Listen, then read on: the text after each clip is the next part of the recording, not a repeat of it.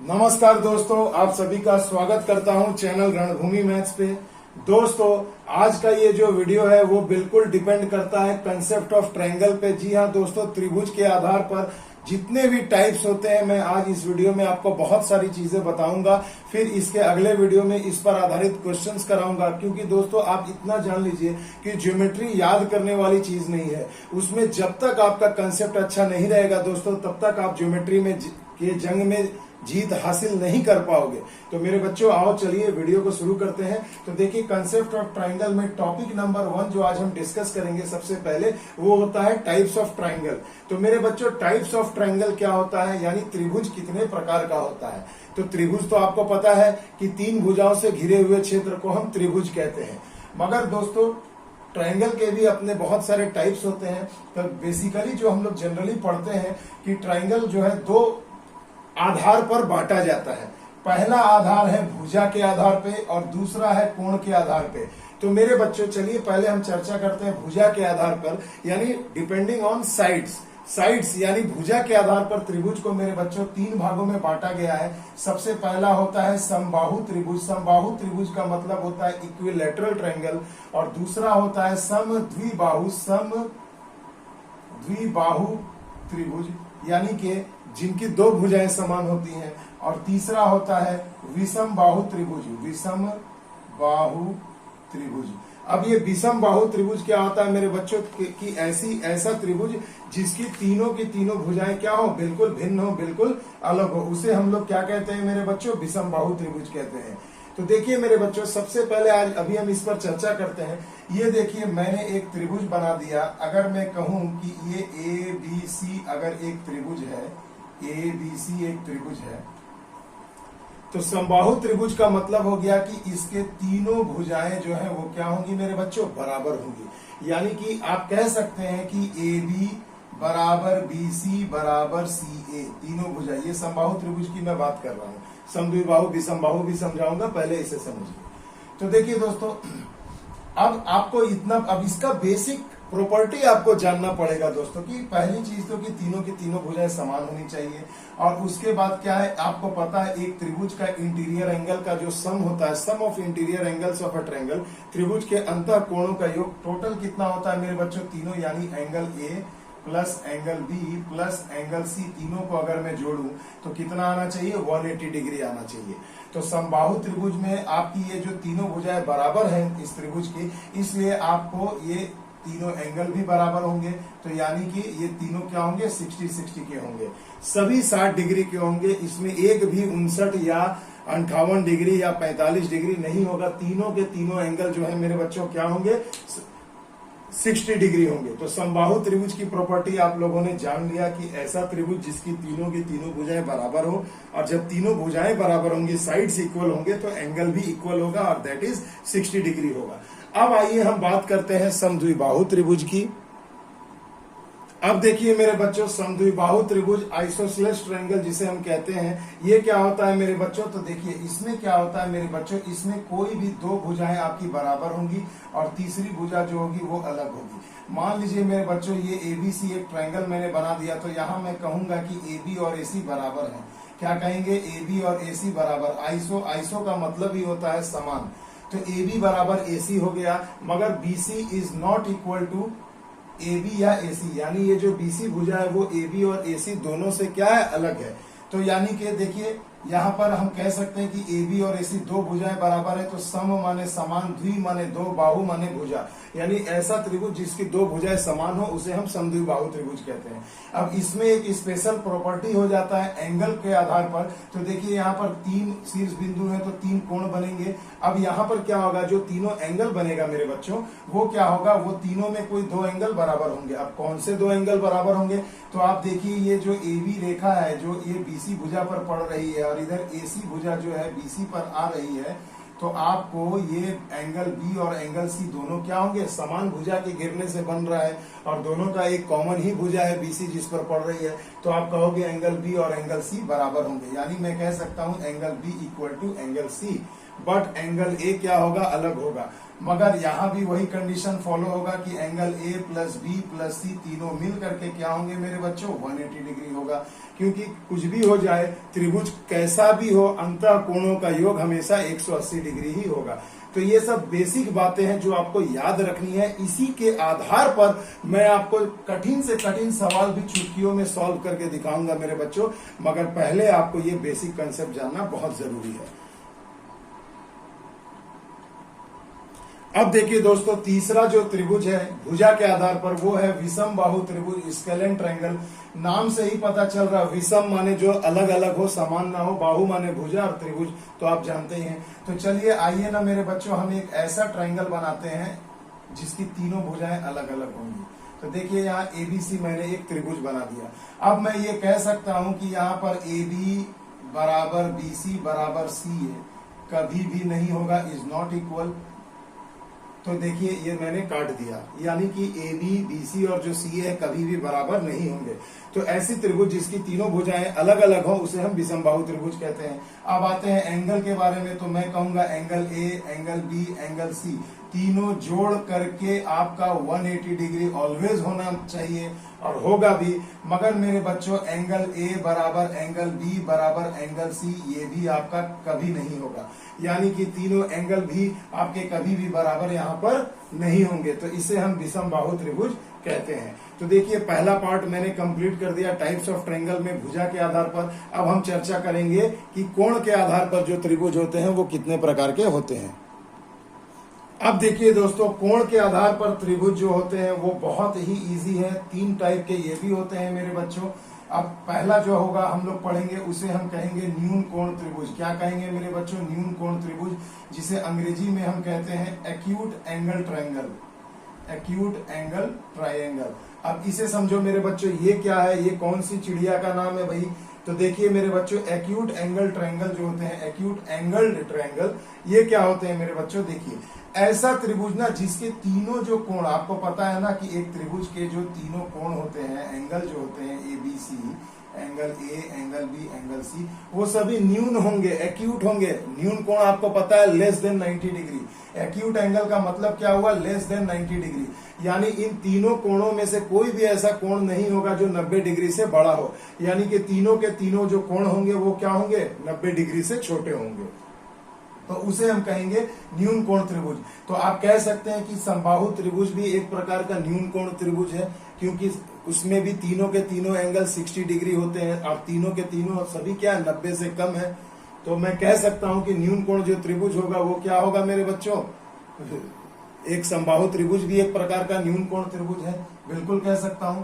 दूसरा जो आप पढ़ेंगे मेरे बच्चों वो है अधिक कोण त्रिभुज, जिसे मैं न्यून हो गया, कम हो गया, अब बड़ा वाला कर लो। तो अधिक कोण त्रिभुज जिसे मैं अंग्रेजी में हम लोग कहते हैं ऑब्ट्यूज एंगल ट्रायंगल। क्या कहते हैं मेरे बच्चों, ऑब्ट्यूज एंगल ट्रायंगल। ऑब्ट्यूज का मतलब बड़ा, ऑब्ट्यूज एंगल ट्रायंगल। अब ये क्या है भैया, तो इसमें आपको ये याद रखना है कि इसमें जो त्रिभुज होगा वो ऐसा होगा कि जिसका एक कोण 90 डिग्री से बड़ा होगा। जैसा कि आप अभी डायग्राम में देख पा रहे हैं ABC है, तो देखो ये दोनों तो छोटे कोण है, न्यून कोण है, मगर ये वाला एंगल देखो 90 डिग्री से क्या है, बड़ा है। तो जब ये एंगल 90 डिग्री से बड़ा, मान लो मैं इसे कह देता हूं कि ये 120 डिग्री है, तो देखो मेरे भाई 120 डिग्री है, जाहिर सी बात है इसका कोई एक एंगल जो होगा, एक एंगल मान लो कोण यहाँ B है, वो क्या होगा, ग्रेटर देन 90 है। यानी ऐसा त्रिभुज जिसके कोई एक अंतः कोण 90 डिग्री से बड़ा होगा तो उसे हम कहेंगे क्या मेरे बच्चों, ऑब्ट्यूज एंगल ट्रायंगल, यानी अधिक कोण त्रिभुज। इसमें ये बस इतना आपको जान के रखना है। उसके बाद एक जो तीसरा रह गया वो भी बता देता हूं, समकोण त्रिभुज किसे कहते हैं। अब देखो मेरे बच्चों, ये क्या हो गया, समकोण त्रिभुज यानी राइट एंगल्ड ट्रायंगल, यानी कि मेरे बच्चों एक ऐसा त्रिभुज जिसका एक कोण क्या होगा, समकोण होगा। समकोण मैंने पहले वीडियो में बता चुका हूं, समकोण किसे कहते हैं, समकोण को कहते हैं 90 डिग्री। यानी कि एक ऐसा त्रिभुज, देखिए यहाँ ABC एक त्रिभुज है जिसका एक कोण 90 डिग्री का है और बाकी के दोनों कोण क्या होंगे, मिल करके 90 होंगे। क्या होंगे, बाकी का जो ये कोण ए और कोण बी है ये दोनों मिल करके 90 होगा। तो देखो 90 और 90 कितना हो गया, 180 डिग्री हो गया। यानी कि इसकी खासियत क्या है, एक एंगल चाहे वो ए हो, बी हो, सी हो, कहीं भी हो, वो एक एंगल क्या होगा, 90 डिग्री होगा। और बाकी का प्रॉपर्टी सेम है, एंगल ए बी सी तीनों मिल करके क्या होंगे, 180 होंगे। तो यानी समकोण त्रिभुज की एक और खासियत यहाँ से बाहर निकल के आ रही है कि जब एक कोण 90 डिग्री होगा तो बाकी के दोनों कोण मिलकर 90 होंगे, यानी बाकी के दोनों कोण क्या होंगे, वो न्यून कोण होंगे, 90 डिग्री से छोटे होंगे। और इसी पर पाइथागोरस थ्योरम भी आपको पता है, बिल्कुल आप सभी जानते हैं, क्या हो जाएगा, ए बी स्क्वायर लंब का स्क्वायर प्लस आधार का स्क्वायर बराबर कर्ण यानी हाइपोटेनियस के स्क्वायर के बराबर होता है। ये आप लोग पढ़ चुके होंगे, पहले भी आप जानते होंगे, बहुत बेसिक 9, 10, 7, 8 में आप लोगों ने सीखा होगा। तो ये हो गया भैया समकोण त्रिभुज। अब देखिए त्रिभुज के टाइप्स हमने बहुत ही आसानी से समझ लिया। अब हम लोग चलते हैं सिमिलर ट्रायंगल किसे कहते हैं, समरूप त्रिभुज किसे कहते हैं, इस टॉपिक पे अब हम चर्चा करेंगे।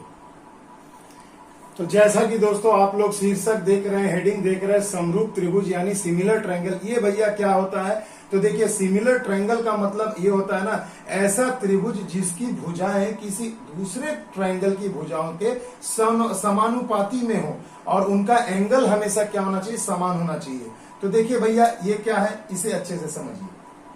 तो देखिए मैं यहाँ पर दो ट्रायंगल बना रहा हूं, देखिए ये एक ट्रायंगल हो गया ए बी सी और एक बड़ा ले लेता हूं ट्रायंगल, ये हो गया डी ई एफ। चलिए मेरे भाई मैंने चलिए यहाँ पर दो ट्रायंगल आपको बना दिया। अब मैं कहूंगा कि बताइए कौन कौन सा ऐसा प्रॉपर्टी होगा जिस पर मैं सिद्ध कर सकूं कि त्रिभुज एबीसी और त्रिभुज डीईएफ सिमिलर ट्रायंगल होंगे। सिमिलर यानी समरूप होंगे, दिखने में एक जैसे होंगे। क्या क्या ऐसी प्रॉपर्टी होनी चाहिए, तो मेरे बच्चों सबसे पहले ना आपको याद रखना है, दो ट्रायंगल सिमिलर तभी होंगे जब उनके जो साइड्स होते हैं, जैसे यहाँ ए बी है, ये BC है और ये CA है, इनका जो रेशियो है ना वो इस ट्रायंगल के साइड्स के रेशियो के बराबर होगा। तो जैसे मैं कह दूं कि चलिए मैं कह सकता हूं कि अगर AB मैंने लिया है तो AB बटे में DE, मान लीजिए ये जो DE भुजा है, तो ये देखिए एक जैसे साइड को ही मैंने लिया है, तो AB बटा में जो क्या होगा DE। ये समरूपता का थ्योरम ये कहता है कि AB और DE का जो अनुपात है वो बाकी सिमिलर भुजाओं के अनुपात के समान होगा। यानी ये देखो, ये जब BC मैंने यहां ले लिया तो यहां मैंने ले लिया EF, और जब मैंने ये AC भुजा ली है तो AC भुजा का ही सिमिलर भुजा क्या है यहाँ DF है, तो AC बटे में DF। ये तीनों का जो रेशियो होगा वो क्या होगा, सेम होगा। और इस पर मैंने पहले भी एक वीडियो बताया, ट्रिक बताया कि समरूपता पर आधारित पिछले बार ग्रुप डी में और RRB NTPC में कितना सारा क्वेश्चन पूछा गया था। तो मेरे प्लेलिस्ट में जाकर आप वहां भी देख सकते हैं, इस पर मैंने जो मैथ कराया है, और इसका और उस वीडियो का डिस्क्रिप्शन में, उस वीडियो का जो लिंक होगा वो मैं इस वीडियो के डिस्क्रिप्शन में डाल दूंगा, तो आप वहां से भी डायरेक्टली जाकर देख सकते हैं। तो देखो मेरे बच्चों ये हो गया समरूपता। अब समरूपता जब साइड्स की हमने बात की है तो अब एंगल्स की भी बात करनी होगी। तो डेफिनेशन ये होता है समरूपता का कि भुजाओं का जो अनुपात होता है वो समान होता है, अनुपात समान होता है। भुजाएं छोटी बड़ी हो सकती है, मान लो अगर ये 3 सेंटीमीटर है तो ये 5 सेंटीमीटर है, तो यानी रेशियो क्या हो गया, 3/5 हो गया। तो बाकी के ये जो दो साइड्स होंगे, ये वाले और इधर AC और इधर DF, इनका भी रेशियो भुजा चाहे जो भी हो, 15, 20, 25 डजंट मैटर, उनको काट के अनुपात हमेशा 3:5 आना चाहिए। ये कहने का मतलब हुआ कि रेशियो इनका हमेशा सेम होना चाहिए। और अब रही बात एंगल की, तो डेफिनेशन में ये कहता है कि समरूप त्रिभुज तभी होंगे जब उनके भुजाओं का अनुपात समान होगा लेकिन एंगल समान होंगे, एंगल सिमिलर होंगे मेरे बच्चों। अगर मान लो बच्चों ये 30 है तो ये भी 30 डिग्री ही होगा, भुजा चाहे जो हो, उससे कोई मतलब नहीं है। भुजा का अनुपात समान हो, बस यही मतलब रखिए, और एंगल सेम होने चाहिए। ये अगर मान लो मेरे बच्चों ये 70 डिग्री है तो ये भी आपका 70 डिग्री ही होना चाहिए। तो कितने हो गए, 7, 3, 10, 100। अगर ये 80 डिग्री है, सपोज दैट मैं मान ले रहा हूं, तो ये भी 80 होगा। तो यानी मैं कह सकता हूं कि एंगल A बराबर होगा एंगल D के, एंगल B बराबर होगा एंगल E के, और एंगल C बराबर होगा एंगल F के। ये हुआ समरूपता का थ्योरम। तब मैं कह सकता हूं कि ये जो दोनों ट्रायंगल हैं वो क्या है, समरूप है। क्या है मेरे बच्चों, समरूप है त्रिभुज। क्लियर है। आ गई बात समझ में। अब चलिए एक जो तीसरा टॉपिक है जिससे बहुत ज्यादा, इस टॉपिक से भी क्वेश्चन आता है, और जो अगला टॉपिक है सर्वांग समता यानी कॉन्ग्रुएंट ट्रायंगल्स किसे कहते हैं, उसे भी समझ लो। क्या क्या उसके लिए बेसिक जरूरी है, नीड है, उसे भी समझ लेते हैं। अब मेरे बच्चों देखो, बहुत ही जबरदस्त टॉपिक पर अब हम चर्चा करने जा रहे हैं जिसका नाम है सर्वांगसम त्रिभुज या कॉन्ग्रुएंट ट्रायंगल। दो ट्रायंगल को आप सर्वांगसम कब कहेंगे, समरूप कब कहेंगे? तो समरूपता मैंने समझा दिया, सिमिलर ट्रायंगल मैंने समझा दिया। अब हम चर्चा करेंगे सर्वांगसम पर। तो मेरे बच्चों, सर्वांगसमता का थ्योरम ये कहता है कि आप दो ट्रायंगल को सर्वांगसम तभी कह सकते हैं जब एक ट्रायंगल दूसरे ट्रायंगल को पूरी तरह से ढक ले। ढकले कहने का मतलब क्या हुआ मेरे बच्चों? मान लीजिए ये जो मैं एक ट्रायंगल बना रहा हूं, इसे ध्यान से समझिएगा। थोड़ा बनाने में टेढ़ा हो सकता है लाइन, बस कंसेप्ट टेढ़ा नहीं होगा, कंसेप्ट बिल्कुल आपका सीधा रहेगा। तो देखिए यहां पर मैंने लगभग दो ट्रायंगल बनाए हैं। अभी मैं नहीं कह सकता कि ये समरूप है कि नहीं, और कब कहूंगा इसे समझो। जब ये ट्रायंगल, अगर मैं इसको इस पर इंपोज करूं तो देखिए ये ट्रायंगल इस ट्रायंगल को पूरी तरह से ढक लेगा, तब मैं कह सकता हूं कि हाँ भैया ये दोनों ट्रायंगल क्या है, सर्वांगसम है। अब इसको ढकने के लिए क्या क्या जरूरी है मेरे भाई? तो देखो यहां पर तीन कंडीशन हम लोग पढ़ेंगे। यानी कि देखिए पहला कंडीशन क्या है, साइड साइड साइड। अब आप मेरे को बताओ, ट्रिपल एस कंडीशन यानी साइड साइड साइड। कहने का मतलब क्या हुआ, फर्स्ट कंडीशन जो है ट्रिपल एस, इसका मतलब ये हो गया कि जो दोनों त्रिभुज है ना, तो दोनों त्रिभुज की जो भुजाएं है ना मेरे बच्चों, वो बिल्कुल क्या होनी चाहिए, सिमिलर होनी चाहिए। तीनों भुजाएं समान होंगी तो ऑब्वियसली ये इसको ढक लेगा। इसके ऊपर इंपोज करूंगा तो बिल्कुल ऐसे आकर के बैठ जाएगा। तो तब मैं कह सकता हूं कि हाँ ट्राइंगल ABC और ट्राइंगल DEF क्या है, सर्वांगसम है। सर्वांगसम का चिन्ह देख लो, ऐसे सिमिलर का और नीचे दो इक्वल।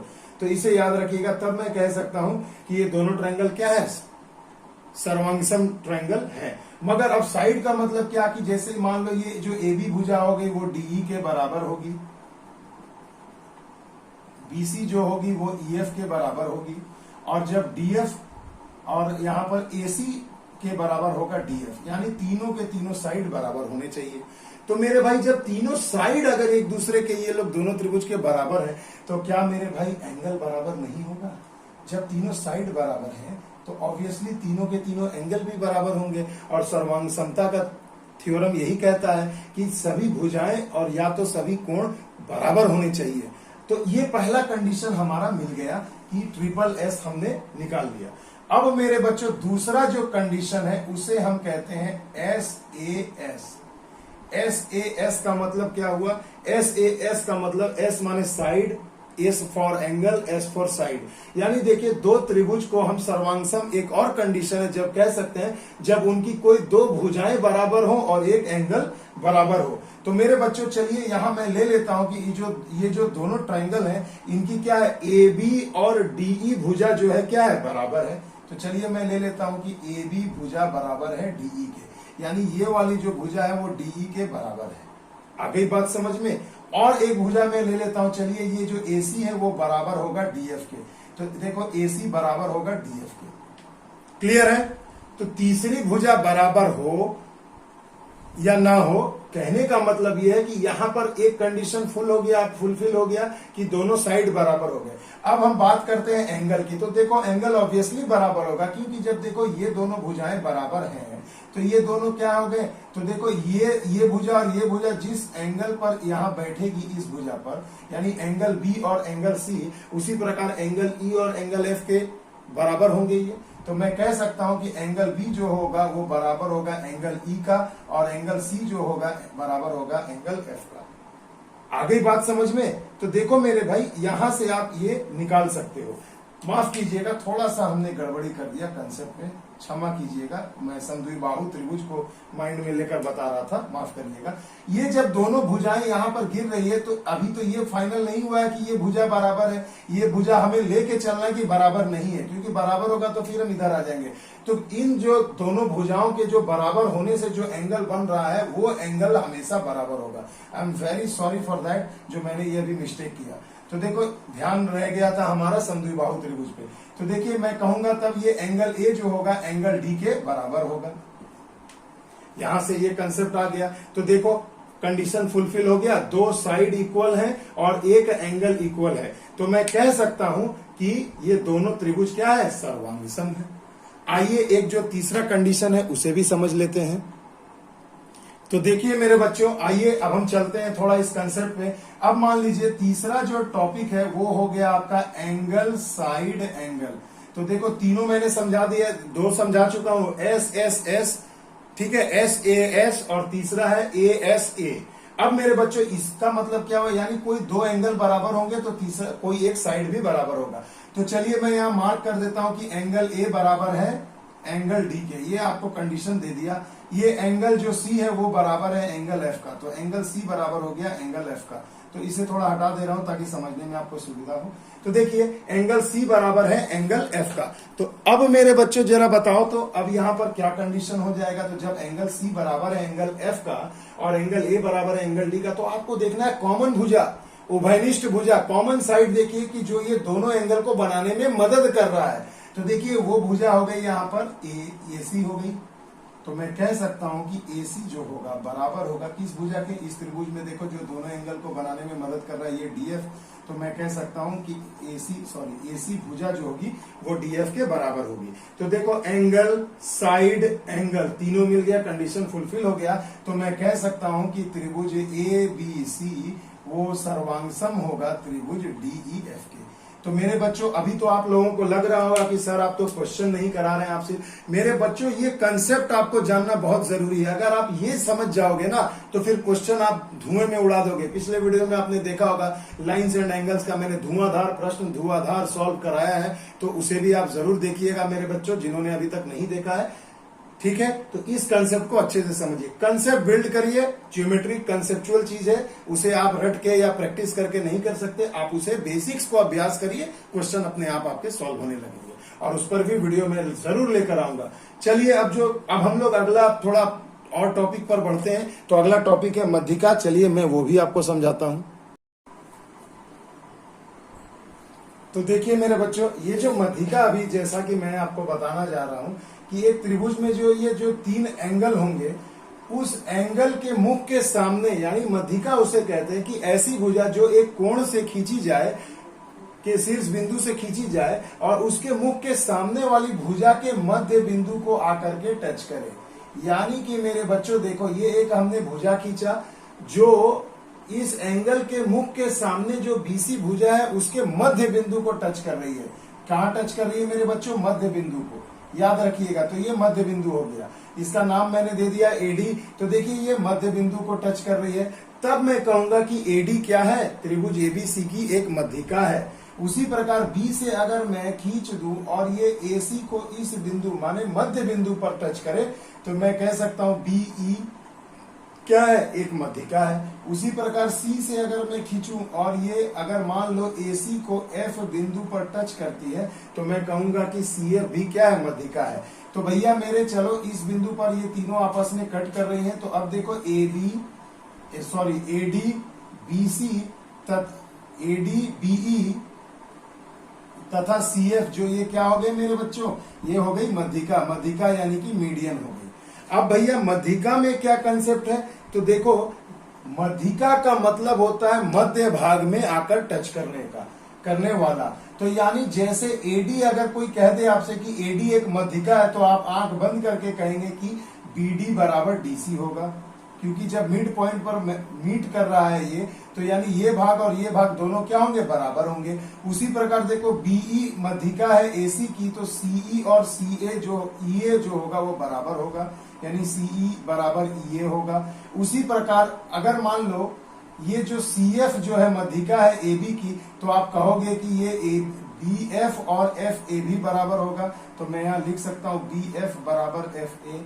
आगे बात समझ में, ये हो गई इसकी मध्यिका। अब इसी में मेरे बच्चों एक और कंसेप्ट आता है, उस कंसेप्ट को अच्छे से समझिएगा। उस कंसेप्ट का नाम है मेरे बच्चों केंद्रक।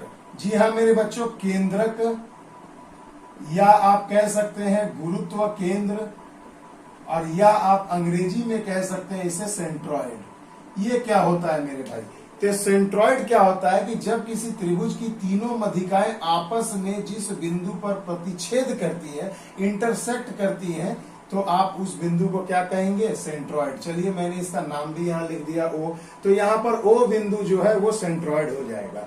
अब इस सेंट्रॉइड वाले टॉपिक से बहुत इंपॉर्टेंट क्वेश्चन एग्जाम में पूछे जाते हैं, तो उसका बेसिक कंसेप्ट समझ लो मेरे भाई कि ये होता क्या है।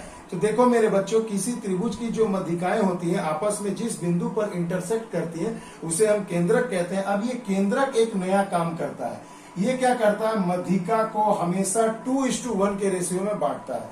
यानी कहने का मतलब, अगर देखो एडी एक मध्यिका है तो ये ए ओ और ओ डी देखो दो भाग में बांट रहा है ना मध्यिका को। तो जहां से मध्यिका जनरेट होगी, निकलेगी, उसे दो भाग में वो 2 होगा, और जहां पर खत्म होगी उसे 1 होगा।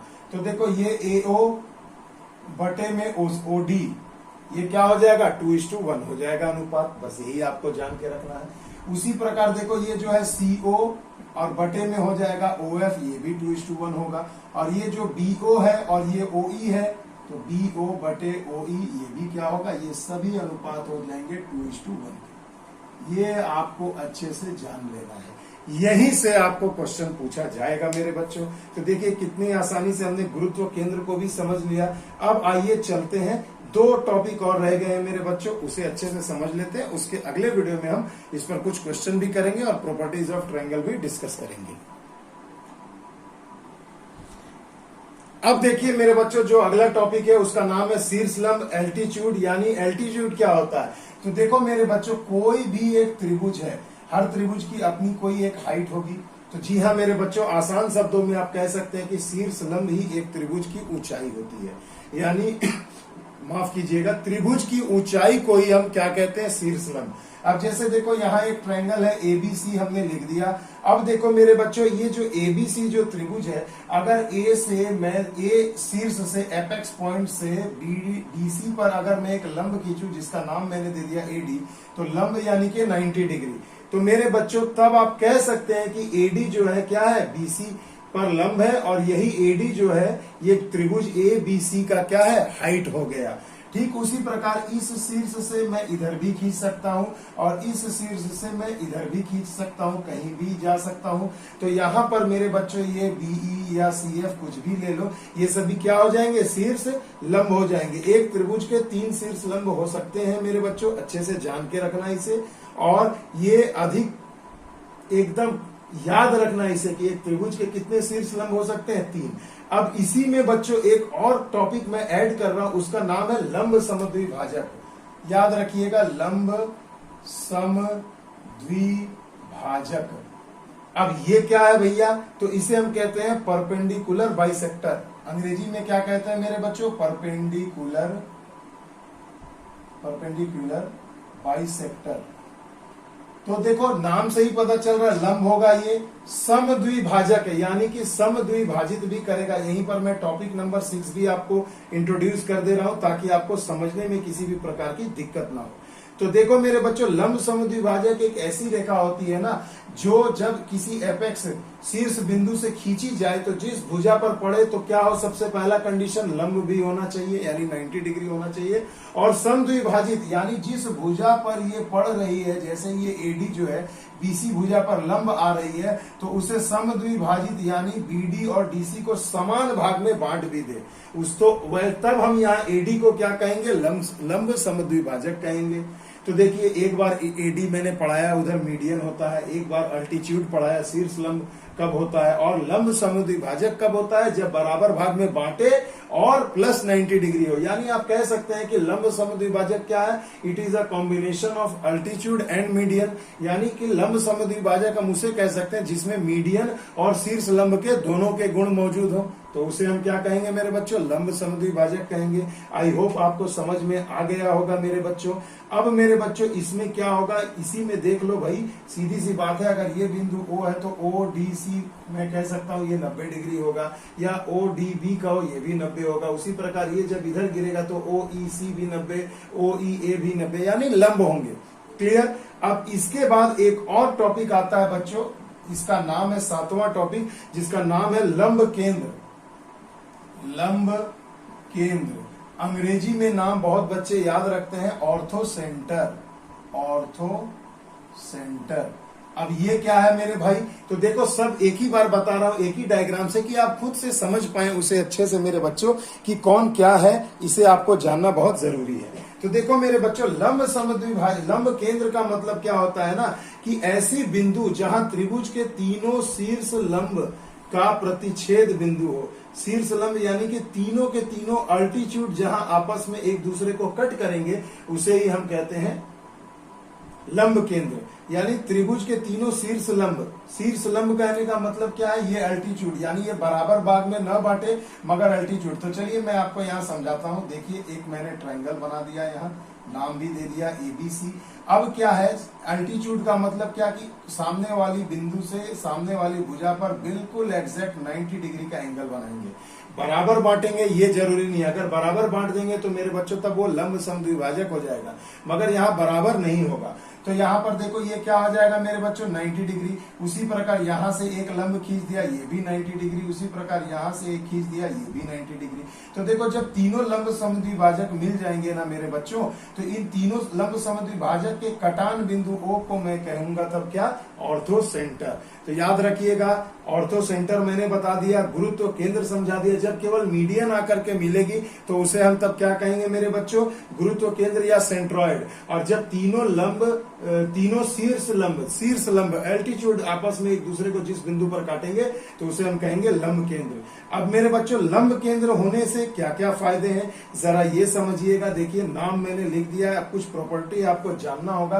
तो देखो एंगल BOC, ये वाला एंगल BOC प्लस इसके सामने वाला एंगल यानी एंगल A, ये दोनों मिलकर हमेशा 180 डिग्री होंगे। कितने होंगे, 180 डिग्री। इसका मैं आपको इस्तेमाल भी करना बताऊंगा, ये बहुत इंपॉर्टेंट चीज है, इसे जान लो। यानी कि ये देखो AD जो लंब आया, तो यहाँ पर देखो एक एंगल बना है, ये एंगल और इसके सामने वाला एंगल दोनों मिलके 180 डिग्री होता है। तो उसी प्रकार एंगल AOB यानी AO और ये वाला B यानी ये वाला एंगल, तो इसके सामने एंगल कौन है अपोजिट, यानी C यानी प्लस एंगल C, ये दोनों मिलकर 180 डिग्री होंगे। ये जान के रखना बच्चा, ये बहुत इंपॉर्टेंट चीज है, ये बहुत ही एग्जाम में आपका काम आने वाला है। और उसी के बाद अब हम एंगल COA ले लेते हैं मेरे बच्चों। देखो COA यानी ये वाला एंगल, तो जब ये वाला एंगल ले रहे हैं तो इसके सामने कौन सा एंगल है, एंगल B है। तो आप कहेंगे कि एंगल B, ये दोनों मिल करके 180 डिग्री होंगे। आई बात समझ में? तो मेरे बच्चों इसे अच्छे से जान लेना, अच्छे से समझ लेना। जितना भी क्वेश्चन मैंने आज कराया है, टॉपिक समझाया है, सब एक से एक धांसू कंसेप्ट था। अगर मेरा ये वीडियो अच्छा लगे दोस्तों तो please like share and subscribe जरूर करिएगा, क्योंकि कंसेप्ट वाले वीडियो को ज्यादा देखिए, ज्यादा समझिए, तभी आपको क्वेश्चन में धुआंधार तरीके से सॉल्व करा पाऊंगा। तो चलिए दोस्तों मिलते हैं अगले वीडियो में। आप मुझे फेसबुक और इंस्टाग्राम पे भी फॉलो कर सकते हैं और मेरे इस चैनल को सब्सक्राइब करिएगा, बेल आइकन को दबा लीजिएगा। तो चलिए बच्चों मिलते हैं अगले वीडियो में, तब तक के लिए दोस्तों जय हिंद, जय भारत।